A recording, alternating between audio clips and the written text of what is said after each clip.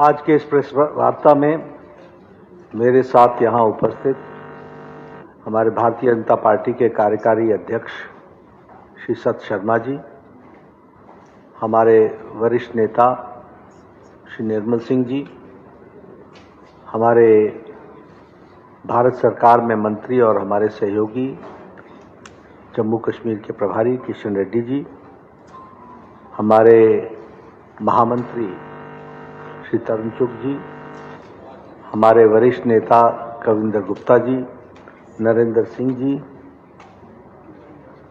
और यहाँ उपस्थित हमारे मीडिया के सभी वरिष्ठ पत्रकार बंधु।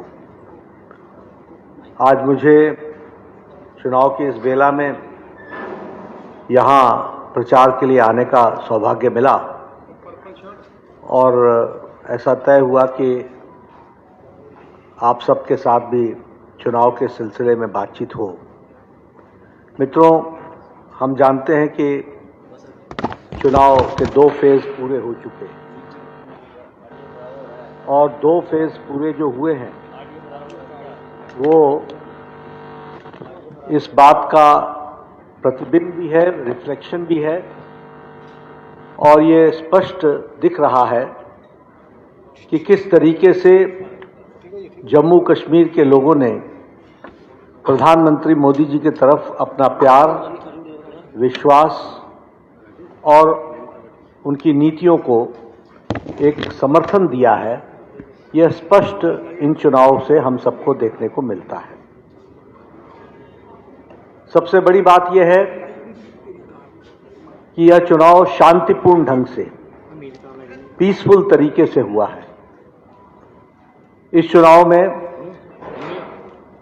पिछली चुनाव के भांति कोई वायलेंस नहीं हुई, कोई बूथ कैप्चरिंग नहीं हुई, कोई फायरिंग नहीं हुई और कोई टेरर अटैक्स नहीं हुए।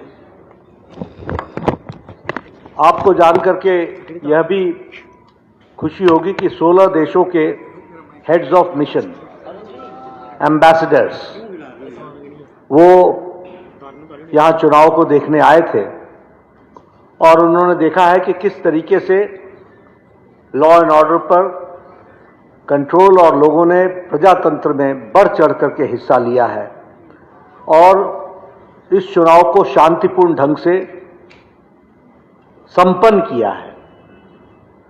और मैं ये कह सकता हूं कि it is a historical occasion. ये एक ऐतिहासिक घड़ी है जब जम्मू कश्मीर के लोगों ने बुलेट को रिजेक्ट करके बैलेट का रास्ता चुना है। इस बात को भी हमको ध्यान में रखना चाहिए। They have chosen ballot and they have given a befitting reply to bullet. यह हमको स्पष्ट दिखता है। यह चुनाव पीस, स्टेबिलिटी और डेवलपमेंट का है। 2 चुनाव के क्रम ने, फेजेस ने इस बात को तय कर दिया है कि जम्मू कश्मीर की जनता शांति चाहती है, स्थिरता चाहती है और विकास चाहती है और उस दृष्टि से इस बात को हमको देखने को मिलता है। युवाओं ने वेपन्स को छोड़कर शांतिपूर्ण के रास्ते को अपनाया है और श्रीनगर के, जम्मू कश्मीर के लोगों ने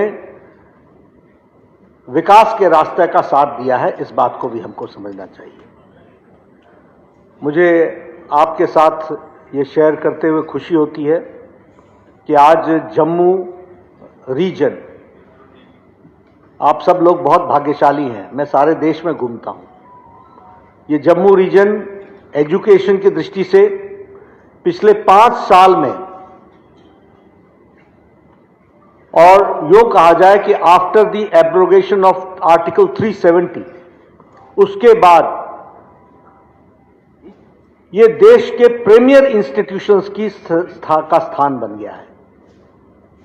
आपके पास one of the best All India Institute of Medical Sciences, आज उसकी शुरुआत हो गई है।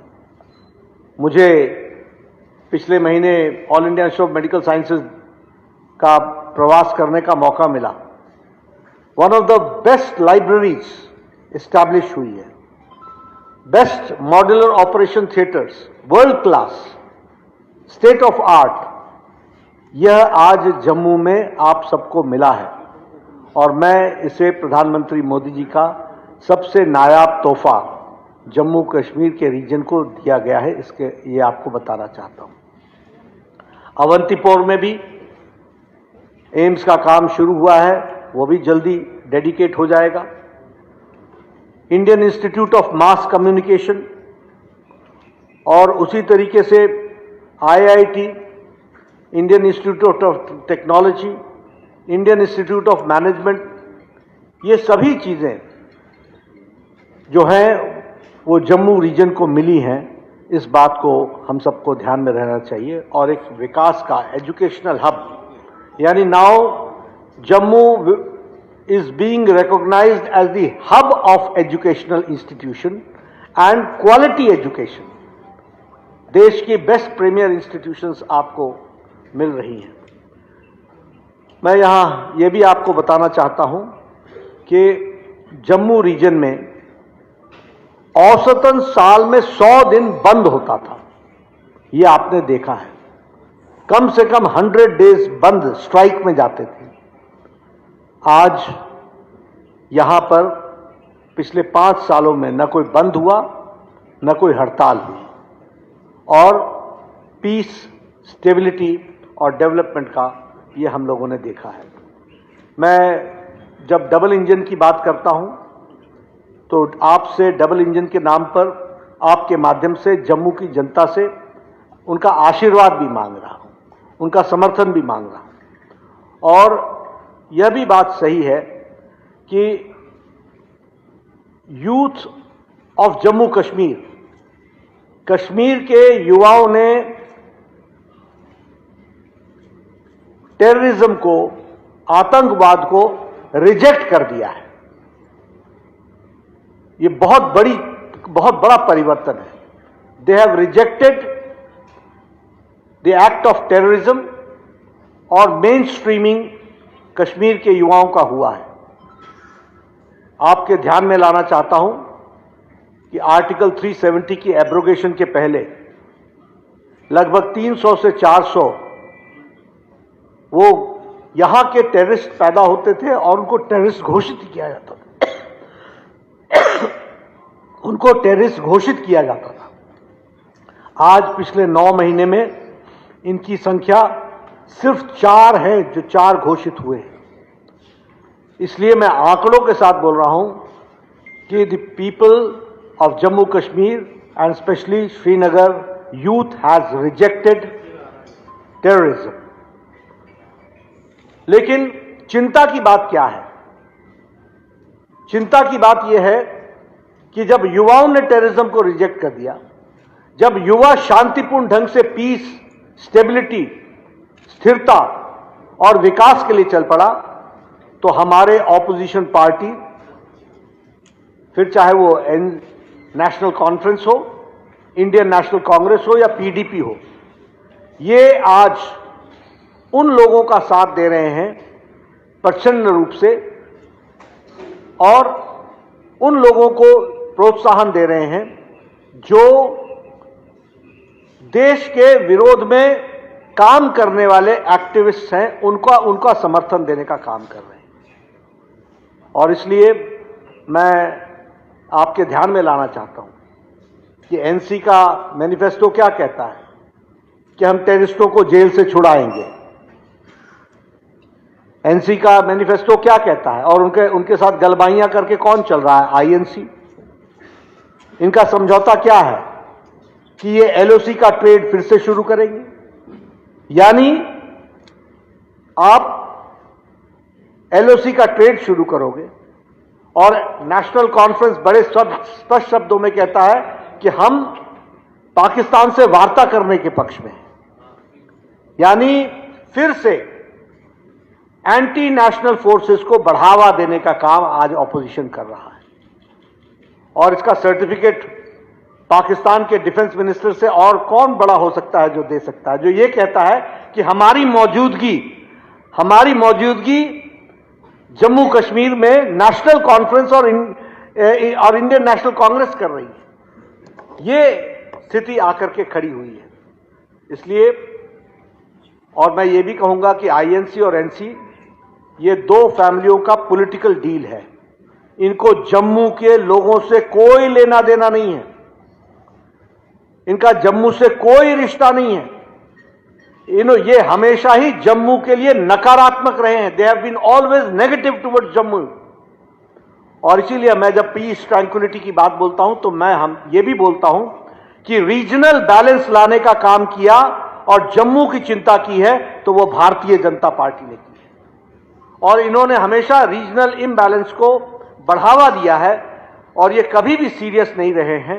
यह मैं आपके माध्यम से जम्मू की जनता को बताना चाहता हूं।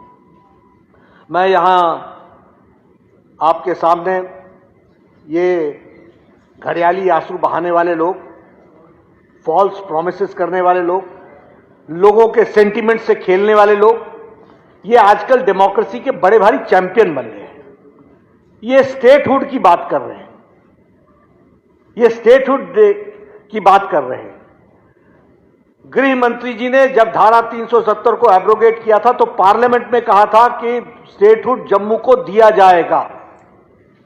प्रधानमंत्री जी ने कई फोरम्स पर, नेशनल फोरम्स पर कई बार कहा है कि जम्मू कश्मीर को स्टेटहुड दिया जाएगा।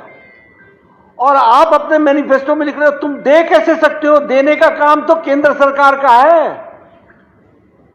आप इतना झूठ बोलते हो। जो ताकत तुम्हारे पास है नहीं उसको मैनिफेस्टो में लिखते हो।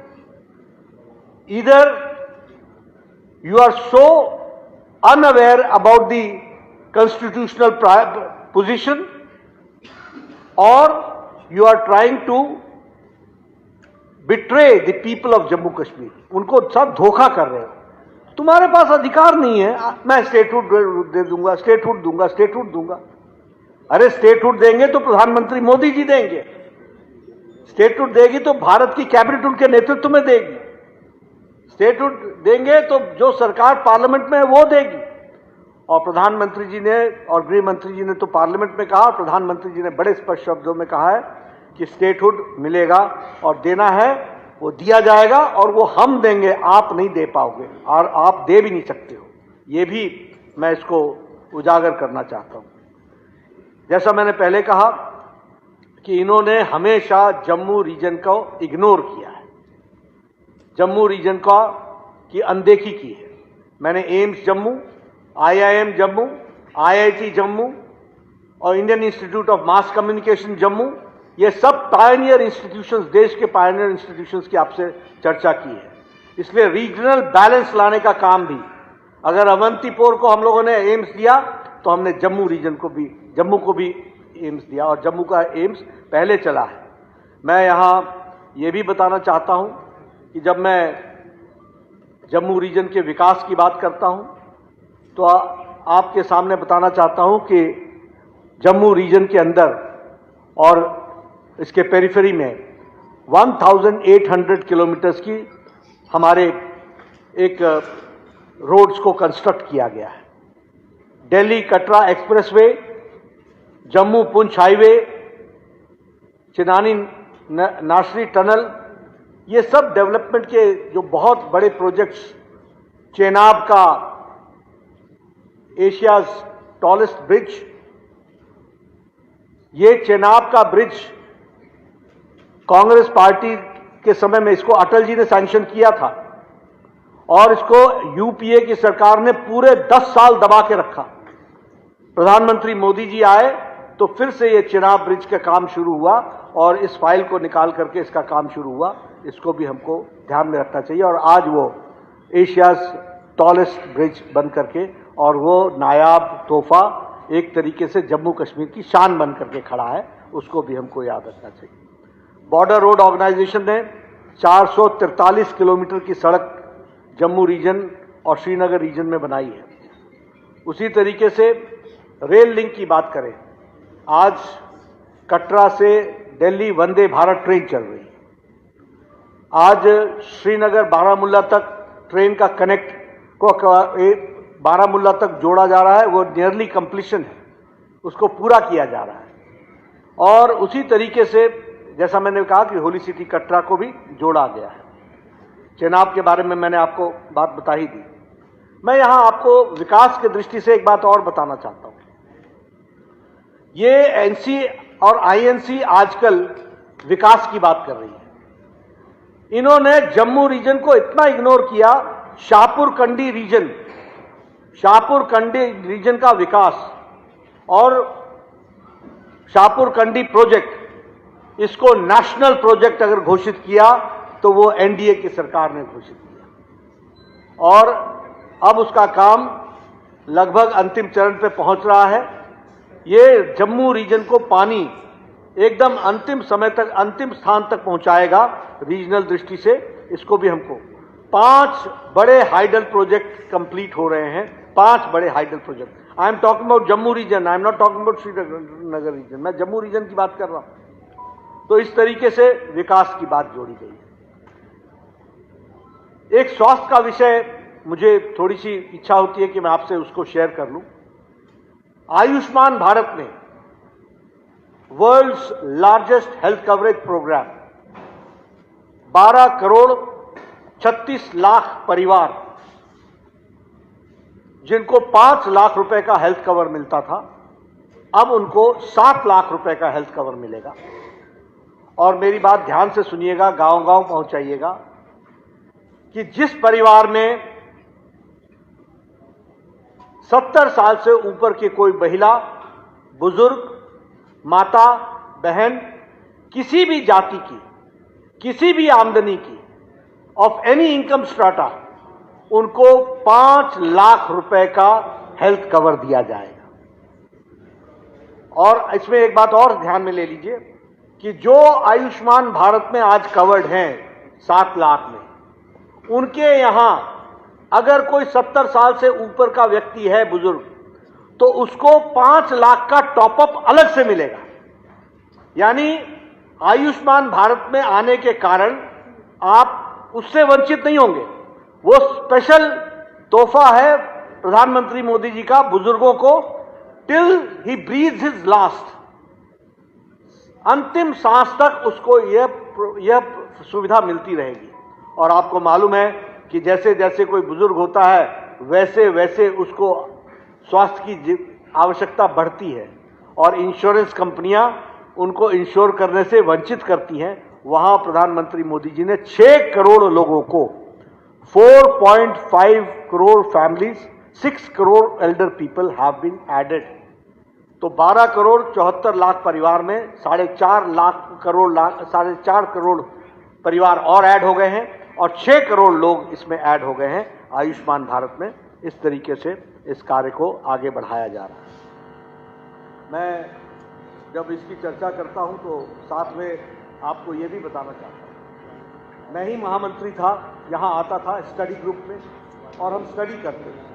ये नरेंद्र सिंह बैठे हैं, सत्य शर्मा जी बैठे हैं, हमारे कविंदर जी बैठे हैं, निर्मल सिंह जी बैठे हैं, ये सब मेरे साथ पुंछ, राजौरी, डोडा, किश्तवाड़, सब जगह हम गए हैं। यहां वाल्मीकि को स्टेट सब्जेक्ट नहीं बनाया हुआ था। वाल्मीकि यहां सिर्फ सफाई कर्मचारी बन सकता था, वह वोट नहीं डाल सकता था विधानसभा में, वह नौकरी नहीं कर सकता था, उसका बच्चा मेडिकल कॉलेज में एडमिशन नहीं ले सकता था, इंजीनियरिंग कॉलेज में एडमिशन नहीं ले सकता था, कॉलेज में एडमिशन नहीं ले सकता था, यूनिवर्सिटी में एडमिशन नहीं ले सकता था। ये हाल बना रखा था।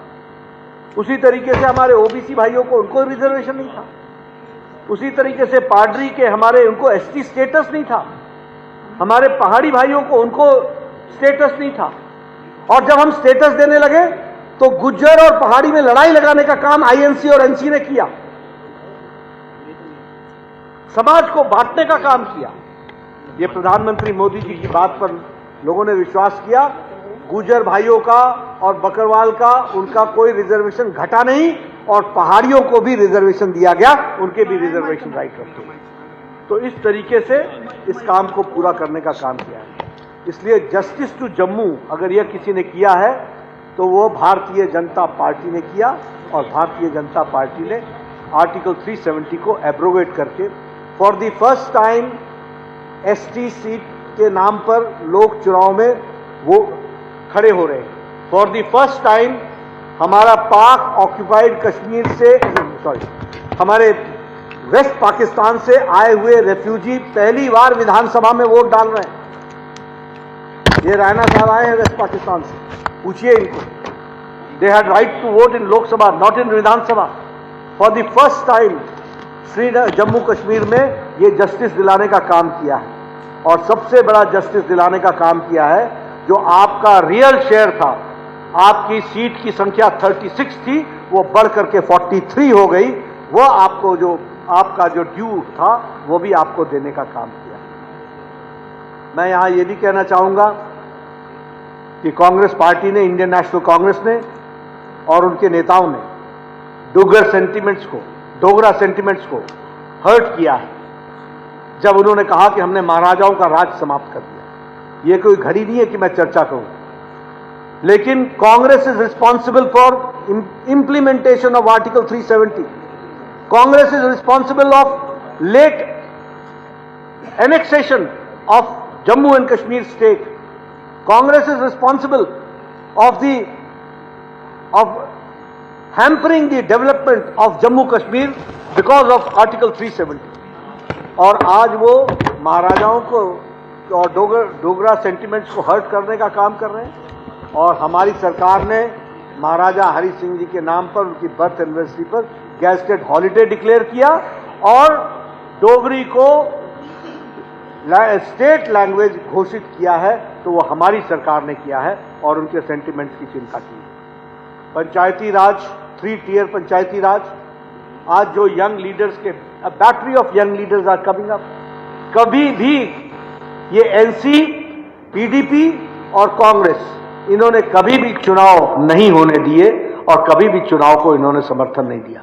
लेकिन हमारी सरकार ने 3 tier इलेक्शन कराया और रिजर्वेशन के बेनिफिट्स दिए, ओबीसी को रिजर्वेशन का बेनिफिट्स दिया है।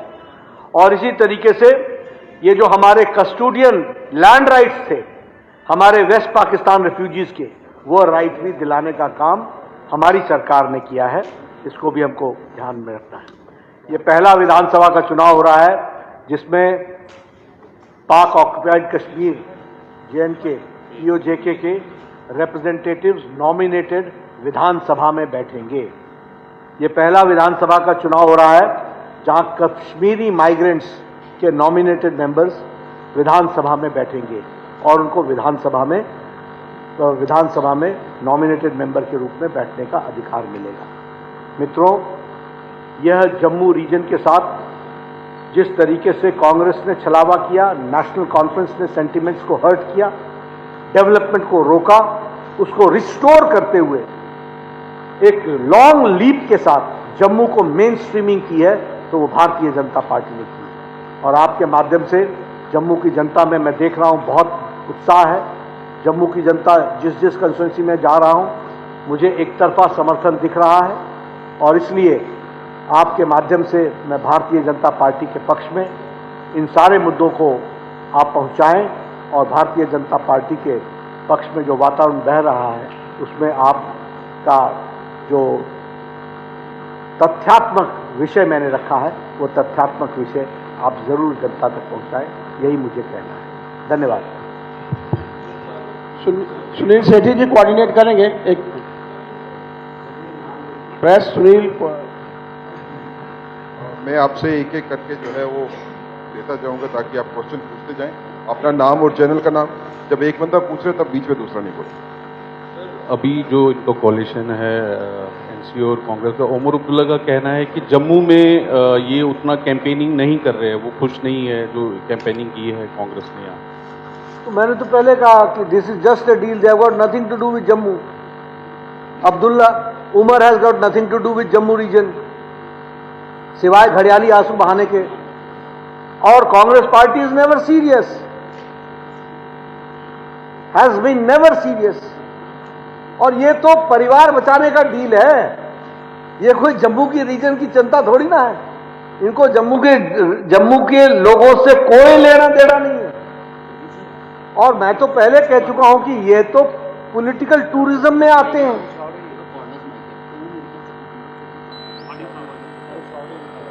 कश्मीरी पंडित के बजाय पीओजेके बोल जाते हैं। भाई जब लेसन ठीक से पढ़ा नहीं हो तो पॉलिटिकल टूरिज्म में आओगे तो ऐसे ही होता है, क्वेश्चन कुछ और होता है, आंसर कुछ और होता है। नड्डा जी नमस्कार, मेरा नाम सुनील भट्ट है आज तक से। नड्डा जी, चूंकि आप देश के स्वास्थ्य मंत्री भी हैं तो उस संबंध में एक प्रश्न पूछना था मुझे। जैसे कि आपने कहा कि यहाँ जम्मू में एम्स बना है, नए मेडिकल कॉलेजेस भी बने हैं 8 अभी। हाँ बिल्कुल, एक मिनट। आप अभी हाल ही में एम्स गए थे, हम भी वहाँ मौजूद थे। आपने अपने वहाँ पर संबोधन में कहा था कि एम्स जम्मू जो है, दिल्ली जैसे एम्स बनने में इसको समय लगता है, ये पूरा प्रोसेस होता है और आप इसमें बेस्ट इंफ्रास्ट्रक्चर चाहते हैं, बेस्ट डॉक्टर्स चाहते हैं, उसमें समय लगेगा। अगर हम देखें नड्डा जी, यहाँ पर जम्मू कश्मीर में जो प्राइवेट सेक्टर है स्वास्थ्य के सेक्टर में वो कुछ है नहीं, और कई बार ये मांग उठती है कि यहाँ नामचीन जो अस्पताल हैं अगर वो आ जाएं, उसको लेकर केंद्र सरकार क्या पहल कर रही है। दूसरा प्रश्न मेरा कर्नाटक से जुड़ा हुआ है। जेपी नड्डा जी, वहाँ पर मांग उठ रही है, आपकी पार्टी मांग कर रही है कि जो वहाँ के मुख्यमंत्री है सिद्धारमैया, उनको इस्तीफा देना चाहिए, जो अभी घोटाला सामने आया है। अब कांग्रेस पार्टी के अध्यक्ष मल्लिकार्जुन खड़गे ने गोधरा वो मुद्दे को फिर से उठाया और कहा है कि क्या नरेंद्र मोदी ने तब इस्तीफा दिया था, तो इस समय क्यों ये मांग की जा रही है। धन्यवाद। देखिए, जो आपने कश्मीर ये प्राइवेट लोगों को नामचीन इंस्टीट्यूशंस के बारे में बताया, ग्राउंड हैज बीन सेट, माहौल बन चुका है, पीस लेके आए हैं, स्टेबिलिटी लेकर आए हैं, डेवलपमेंट के लिए हम आगे बढ़े हैं और ये वातावरण बनने से वो सब आएंगे और इसीलिए हम अपना लाइसेंस रिन्यू कराने आए हैं। आप लाइसेंस रिन्यू करेंगे, जरूर आगे बढ़ेंगे और उसमें lead All India Institute of Medical Sciences ही करेगा, यह भी हम आपको बताना चाहते हैं। कर्नाटक के बारे में शाम को आपको बाइट दे दूंगा, मेरा जम्मू कश्मीर तो रह जाए। मेरी आपसे रिक्वेस्ट है कि क्वेश्चन जो है वो छोटा पूछिए और जम्मू कश्मीर के बारे में सिर्फ पूछिए। सर, नड्डा साहब, गुरसिमरन रिपब्लिक टीवी से 2 सवाल रहेंगे। पहला सवाल यह है कि रिफ्ट जो नेशनल कॉन्फ्रेंस और कांग्रेस पार्टी में सामने आई है, उमर अब्दुल्ला ने कहा है कि कांग्रेस जो एक्सपेक्टेड लाइंस थी वैसा जम्मू में परफॉर्म नहीं कर रही है। दूसरा सवाल सर, साथी स्टेट पंजाब को लेकर है। कुछ रिपोर्ट्स हैं कि वहां के स्टेट प्रेसिडेंट सुनील जाखड़ ने रिजाइन किया है, उस पर क्लैरिफाई कर दीजिए। Thank you. ऐसा है, जो आपने पहला सवाल किया ये उनका देखने का नजरिया है। हैंडशेक करने के पहले देखना था। हम तो पहले से बोल रहे हैं कि they are not serious. We are saying right from very beginning they are not serious, they are believing in political tourism and Umar Abdullah is never serious about Jammu region के बारे में उन्होंने क्या किया, जरा मुझे सारी नेशनल कॉन्फ्रेंस बता दे। तो they are not serious।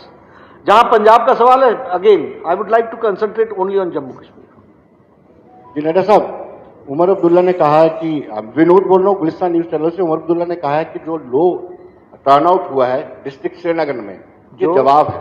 लो पोल प्रतिशत जिला श्रीनगर में जो कम हुआ है, ये जवाब है जो भारतीय जनता पार्टी एनडीए सरकार टाल क्लेम करती है कि जो अमन कश्मीर में हुआ है। साथ साथ एक सवाल मेरा जम्मू कश्मीर के रिलेटेड है। फरवरी 2016 में एक ऑर्डर हुआ था, जो अब के चीफ जस्टिस हैं ताशी तैब्स्तान, उन्होंने कहा था कि जम्मू कश्मीर में पैट स्कैन लगना चाहिए, कोर्ट का ऑर्डर था। अभी 2024 में पैट स्कैन लगा है लेकिन ऑपरेट नहीं हो पाया है। ये जनता से जुड़ा हुआ मसला। थोड़ा सा एलैबोरेट करिए, जो 2014 वाला विषय है ना। नहीं, जो आपका पहला प्रश्न है, हाँ, उमर अब्दुल्ला जी कह रहे हैं कि आप कह रहे हैं जो पोल परसेंटेज कम हुआ है वो जवाब है। श्रीनगर डिस्ट्रिक्ट में पोल परसेंटेज कम हुआ है सेकंड फेज में, वो जवाब है कि जो आप टाल क्लेम करते हैं। दूसरा साथ ऐसा है, पोल परसेंटेज देखना हो तो 6 to 8% होता था पोल, आज 58 to 60% हो रहा है। बचपन में आंकड़े कम पढ़े उन्होंने, तो मैं क्या करूं। साथ उनका ये भी कहने कि आप कहते हैं कि if he was bad in mathematics, what can I do? The last election which took place, 6 to 8% voting हुआ है। फर्स्ट फेज में 60% वोटिंग हुआ, सेकंड फेज में 58% वोटिंग हुआ है। 8 + 50 आंकड़े उसको समझ में नहीं आए तो मैं क्या करूं। नड्डा साहब, अजय जटियाल हूं इंडिया न्यूज से। बीजेपी बड़ी आश्वस्त है कि जम्मू कश्मीर में वो इतने नंबर ले लेंगे कि सरकार बना पाएंगे, मगर जम्मू में काफ़ी सीटें आप ले पाएंगे इसकी आपको भी पता है, हम भी समझ रहे हैं। मगर सरकार बनाने के लिए जो नंबर चाहिए, मैजिक नंबर 46 जो है, उसे हासिल करने के लिए क्या प्लानिंग की जाएगी कश्मीर में क्या इस बार कमल खिलेगा, इस चीज की कितनी उम्मीद है? देखिए, ये चुनाव हम तीनों शाही परिवार, तीनों परिवारवादी पार्टियां, पीडीपी, कांग्रेस और नेशनल कॉन्फ्रेंस, इनसे जम्मू कश्मीर की जनता को मुक्त कराने के लिए चुनाव लड़ रहे हैं और इनसे मुक्ति मिले, ये हमारी जम्मू कश्मीर की जनता से आशा है। और जम्मू की जनता को फैसला करने दीजिए, फिर देखते हैं। सर मैं रजत बोल रहा हूँ जी न्यूज से। सर मेरा सवाल यह है कि उमर अब्दुल्ला ने अभी जो है वो आरोप लगाया है भारतीय जनता पार्टी पे कि पाकिस्तान को क्लीन चिट देने का काम जो है भारतीय जनता पार्टी करती है। उनका जम्मू कश्मीर में कुछ और बयान होता है, दिल्ली में कुछ और होता है, आपका क्या कहना है? ऐसा है, उनको साथ में स्टेटमेंट्स भी लगाने चाहिए थे कि दिल्ली में कौन सा बयान ऐसा है जो श्रीनगर में नहीं है। तो अब पढ़ते लिखते कम है तो मैं क्या करूं, प्रॉब्लम तो ये है, they are casual players. Bharatiya Janata party इतनी कंसिस्टेंट है कि 1953 में श्यामा प्रसाद मुखर्जी आए थे, 2019 के 6 अगस्त को हमने धारा 317 एब्रोगेट कर दिया और हम 10 बार यहां आए। ये हम इतने कंसिस्टेंट हैं, तो जो हम इतने कंसिस्टेंट हैं तो ये इनकंसिस्टेंट लोगों से हम क्या बातचीत करें?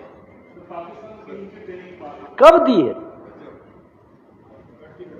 सर मुजम्मिल न्यूज 9 से। जब से आर्टिकल 370 हटाया और आप खुद हिमाचल के रहने वाले हैं और विपक्ष हमेशा ये कहता हुआ नजर आ रहा है कि खुद हिमाचल में जो है धारा 371 लगी है और यहाँ पे जो है धारा 370 को हटा के क्या यहाँ के लैंड राइट्स और यहाँ के जो नौकरियां हैं यहाँ के लोगों के लिए जो है नहीं रहनी चाहिए?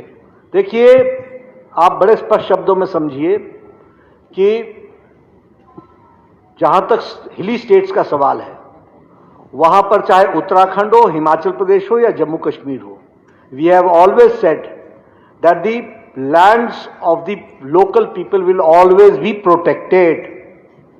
It is protected. ये फिर मैं कहूंगा कि जो लोग समाज को खंडित करना चाहते हैं, विभाजित करना चाहते हैं, वो इस तरीके की बयानबाजी करते हैं। हिमाचल प्रदेश में भी अभी भाई साहब ने कहा, भट्ट साहब ने, कि नामचीन हॉस्पिटल्स आए, तो उसके लिए स्पेशल परमिशन दी जाती है जिसका क्लॉज होता है in the interest of the state, but you can't take agricultural land of anybody in hilly states. तो वो that will be protected, tribal land will be protected. हमारे यहां हिमाचल प्रदेश में ट्राइबल लैंड हिमाचल का आदमी भी नहीं खरीद सकता है। तो ये व्यवस्था होती है, लेकिन इस व्यवस्था को किस लिए किया जाता है? ताकि कल्चरल और हमारे लैंग्वेज की जो उसकी स्ट्रेंथ है या वो जो उसकी आइडेंटिटी है, वह कॉम्प्रोमाइज नहीं होनी चाहिए। आकांक्षा खजूरिया फ्रॉम टाइम्स नाउ। कल कांग्रेस पार्टी का काफी बड़ा बयान आया कि बीजेपी डेंजरस अलायंस करने वाली है सेपरेटिस्ट के साथ, पोस्टपोल अलायंस होगा इंडिपेंडेंस के साथ। बीजेपी स्मॉलर पार्टीज है, डेंजरस अलायंस कर रही है सेपरेटिस्ट के साथ, जेएनके सेपरेटिस्ट के साथ। मैं फिर बताता हूं, कांग्रेस का चुनाव का मैकेनिज्म है डर्टी ट्रिक्स। कांग्रेस का मैकेनिज्म है कि लोगों को झूठ बोलो। अब देखिए, लोकसभा के चुनाव में रिजर्वेशन के बारे में बोलते रहे, संविधान की किताब लेके फिरते रहे, असली चेहरा उनका अमेरिका में दिखा कि रिजर्वेशन के विरोधी वो हैं और हमको वो इस तरीके से बोलने का प्रयास करते हैं। सच्चाई ये है कि बीजेपी हमेशा जीरो टॉलरेंस टुवर्ड्स टेररिज्म और इसी को लेकर के आगे चल रही है।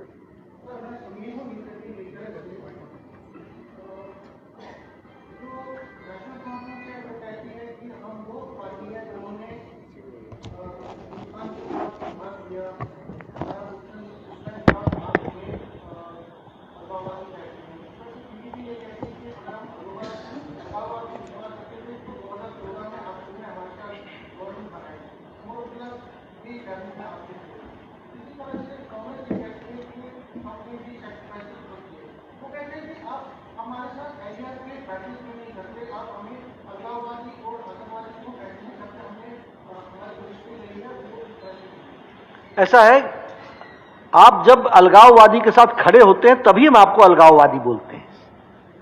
आपने अपने मैनिफेस्टो में लिख दिया कि टेररिस्टों को हम छोड़ देंगे, तो मैं क्या बोलूं कि देशभक्त हैं आप? कैसे बोल दें हम देशभक्त हैं? आपने कहा हम एलओसी का बॉर्डर खोलेंगे, आप भी भुगत चुके हो एलओसी का बॉर्डर खोलने पर और व्यापार खोलने पर क्या आ रहा था इस देश के अंदर। तो जब आप बोलते हो पाकिस्तान के साथ वार्ता करेंगे, तो जब आप ऐसे बयान देते हो तो एंटी नेशनल होते हो, और हम आपको एंटी नेशनल बोलते हैं। नड्डा जी, एक सवाल है, आईएनएस न्यूज एजेंसी से अनिल बात कर रहा हूं सर। आखिरी सवाल यह है कि जिस तरह से हिमाचल के अंदर जो यू टर्न कांग्रेस पार्टी ने लिया है नेम प्लेट्स को लेकर, किस तरह से आप देखते हैं, इस पर क्या प्रतिक्रिया है आपकी? देखिए, मुझे लगता है कि मैं हिमाचल पर अभी कंसंट्रेट नहीं करना चाहता हूं, जम्मू कश्मीर पर बात करना चाहता हूं। नड्डा जी, मेरा नाम रमन सैनी है, मैं इधर मेरा नाम रमन सैनी है, मैं इंडिया डेली न्यूज चैनल से हूं। मेरा सवाल है कि समाजवादी पार्टी के सांसद अफजल अंसारी का एक बयान आया है जिस पर उन्होंने साधु संतों पर जो है वो टारगेट किया है और कल पूछ लेना ना, आज जम्मू कश्मीर पर रहने दो।